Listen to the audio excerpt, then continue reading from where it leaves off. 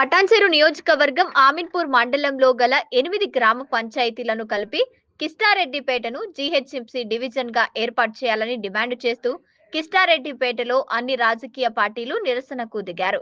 ఆమీన్పూర్ మండలంలోని కిష్టారెడ్డిపేట, పటేల్గూడ, సుల్తానాపూరు, దయార, జనకాంపేట, ఐలాపూర్ తండాలను కలిపి 80,000 మంది జనాభా ఉన్న నేపథ్యంలో సదరు గ్రామాలను కలిపి కిష్టారెడ్డిపేట డివిజన్ ను ఏర్పాటు చేయాలని స్థానిక ప్రజాప్రతినిధులు రిలే నిరాహార దీక్షలకు దిగారు.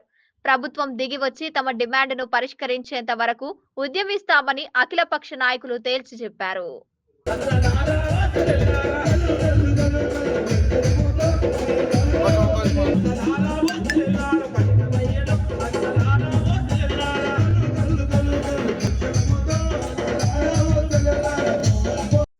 రిలే నిరాహార దీక్ష కార్యక్రమానికి ఇచ్చేయడం జరిగింది.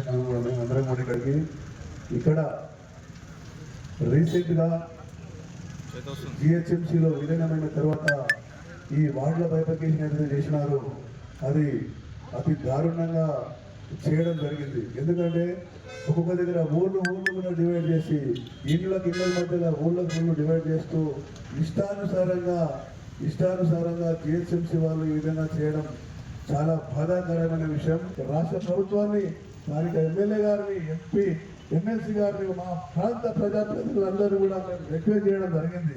మా మిత్రులు ఐక్యవేదిక ఏర్పాటు చేసుకొని ఇక్కడైతే మంగళవారం అమీన్పూర్లో మున్సిపల్ సపరేటు, మండలం సపరేట్గా ఉండే ఈ మండలాన్ని ఈ మధ్య కాలంలోని గ్రామ పంచాయతీలన్నింటినీ కూడా అమీన్పూర్ మున్సిపాలిటీలో విలీనం చేయడం, దాన్ని వెను వెంటనే దీన్ని జిహెచ్ఎంసీ పరిధిలోకి తీసుకోవడం చాలా బాధాకరం. ఎందుకంటే